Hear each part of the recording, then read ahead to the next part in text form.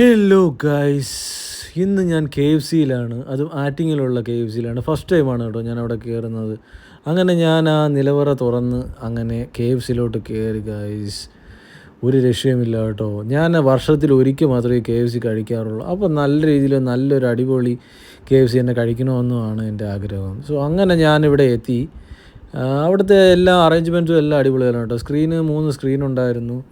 ആ സ്ക്രീനിൽ തന്നെ നമുക്ക് ഓർഡർ പ്ലേസ് ചെയ്യാം. ഓർഡർ പ്ലേസ് ചെയ്ത് കഴിഞ്ഞാൽ പിന്നെ നമുക്ക് കുറച്ച് നേരം വെയിറ്റ് ചെയ്ത് കഴിഞ്ഞാൽ സാധനം എത്തും കേട്ടോ. അവിടെ നല്ല അലങ്കരിച്ചിട്ടൊക്കെയാണ് ഇട്ടിരുന്നത് കേട്ടോ. എനിക്ക് ഭയങ്കരമായിട്ട് ഇഷ്ടപ്പെട്ടു കേട്ടോ. നല്ല ഹൈജീൻ ആയിട്ടുള്ള രീതിയിലാണ് അവിടെ കാര്യങ്ങളെല്ലാം സെറ്റ് ചെയ്തിരിക്കുന്നത് കേട്ടോ. അത് ഞാൻ ഒട്ടും പ്രതീക്ഷിച്ചില്ല കേട്ടോ. അങ്ങനെ ഞാൻ നല്ലൊരു കിടിലം ഓർഡർ ചെയ്യാമെന്ന് വിചാരിച്ചു. അങ്ങനെ ഒരു അടിപൊളി ഓർഡർ ചെയ്തു കേട്ടോ. അങ്ങനെ നമ്മൾ ഐറ്റം എന്തായാലും നമ്മളങ്ങ് ഓർഡറാക്കി. പിന്നെ ഒന്നും നോക്കിയില്ല. പിന്നെ കുറച്ച് നേരം വെയിറ്റ് ചെയ്ത് നല്ല ഹൈജീൻ ആയിരുന്നു കേട്ടോ. ഒരു രക്ഷയില്ല കേട്ടോ. ഞാൻ അധികം കെ എഫ് സിയിൽ അങ്ങനെ പോകാറില്ല. പക്ഷേ പോകുമ്പോൾ നമ്മൾ നല്ല ബെസ്റ്റ് ആയിട്ടുള്ളൊരു കെ എഫ് സി പോകണമെന്നൊരു ആഗ്രഹം ഉണ്ടായിരുന്നു. പക്ഷേ അവിടെ കയറിയപ്പോൾ അവരുടെ സീറ്റിംഗ് അറേഞ്ച്മെൻറ്റും എല്ലാം, അതും ആറ്റിങ്ങലിലാണ് കേട്ടോ. ഇത്രയും നല്ല സീറ്റിംഗ് അറേഞ്ച്മെൻറ്റും ഇത്രയും ഹൈജീനും ഇത്രയും നല്ല രീതിയിൽ ഡെക്കറേറ്റ് ചെയ്ത് സെറ്റ് ചെയ്ത് വെച്ചേക്കുന്നത് എൻ്റെ ജീവിതത്തിൽ ഞാൻ കണ്ടിട്ടില്ല കേട്ടോ. നമ്മൾ ദുബായിലൊക്കെ ഒരുപാട് കെ എഫ് സിയിലൊക്കെ പോയിട്ടുണ്ടെങ്കിലും ഇതാണ് ഏറ്റവും ബെസ്റ്റ് കേട്ടോ. ഒരു രക്ഷയില്ല. നല്ലൊരു കിടിലം നല്ല ഹൈജീനായിട്ടുള്ള ഒരു സാധനം കേട്ടോ. പിന്നെ അധികം സമയവും എടുത്തില്ല കേട്ടോ. നല്ല ഒരു ടൈമും എടുത്തിട്ടില്ല കേട്ടോ. പെട്ടെന്ന് ഒരു ഓർഡർ ആക്കി 5-10 മിനിറ്റിനകത്ത് സാധനം എത്തുകയും ചെയ്തു കേട്ടോ.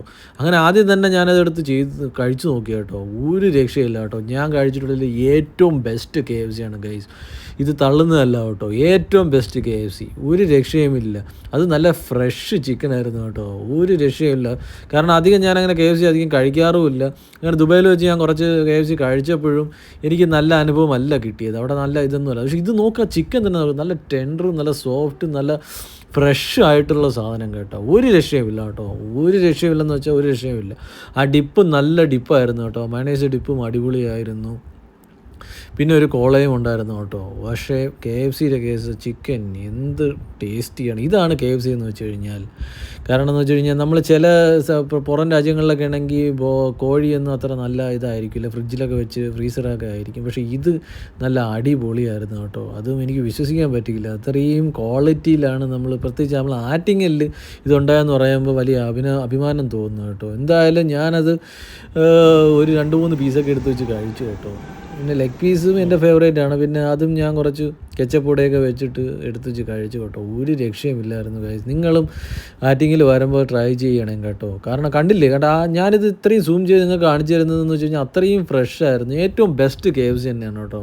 ഇത് കണ്ടാൽ തന്നെ നിങ്ങൾക്ക് മനസ്സിലാവും. അത്രയും അടിപൊളിയായിട്ട് തന്നെയാണ് അവർ ആ മസാലയും കാര്യങ്ങളും എല്ലാം സെറ്റ് ചെയ്ത് വെച്ചു. ഇതാണ് ഞാൻ കഴിച്ച ഏറ്റവും ബെസ്റ്റ് കെ എഫ് സികളിൽ ഒന്ന് ഗൈസ്. ഒരു രക്ഷയുമില്ലായിരുന്നു. അത് എനിക്ക് ഒരുപാട് സന്തോഷം നൽകി. കാരണം എന്ന് വെച്ച് കഴിഞ്ഞാൽ ഇത്രയും നമ്മൾ വർഷത്തിൽ ഒരിക്കൽ കഴിക്കുന്ന ഒരു സാധനം അത്രയും ബെസ്റ്റായിട്ടും ക്വാളിറ്റി ആയിട്ടും കിട്ടുമ്പോൾ അതിൽ പകരം വേറെ ഒരു സന്തോഷം നമുക്കില്ലല്ലോ. പിന്നെ ആ കാല് ഫുള്ള് ഞാനത് അത്രയും ഒരു വഴിയാക്കി വെച്ചതിന് ശേഷം പിന്നെ അവിടെ നിന്ന് എണീറ്റ് കേട്ടോ. പിന്നെ കുറച്ച് മയണൈസും ഇതുമെല്ലാം കഴിച്ചിട്ടാണ് കേട്ടോ എണീറ്റത്. കോക്കും കുറച്ച് കുടിച്ചു കേട്ടോ. ഇതാണ് അപ്പൂപ്പൻ കേട്ടോ. പുള്ളിയാണിത് കെ എഫ് സി 1940 ഇത് കണ്ടുപിടിക്കുന്നത്. പുള്ളി ഒരുപാട് സ്ട്രഗിൾ ചെയ്തിട്ടാണ് ഈ റെസിപ്പി കണ്ടുപിടിച്ച് ഇത്രയും എത്തിയത്. പുള്ളി വലിയൊരു ഇൻസ്പിറേഷനാണ് കേട്ടോ. നമ്മൾ യൂത്തിനെയും വളർന്നു വരുന്നൊരു യങ്സ്റ്റേഴ്സിനെയും ഒരു ജെൻസി കിഡ്സിനെയും ഒരു 2K കിഡ്സിനെയൊക്കെ ഭയങ്കര ഒരു ഇൻസ്പിറേഷനാണ് കേട്ടോ.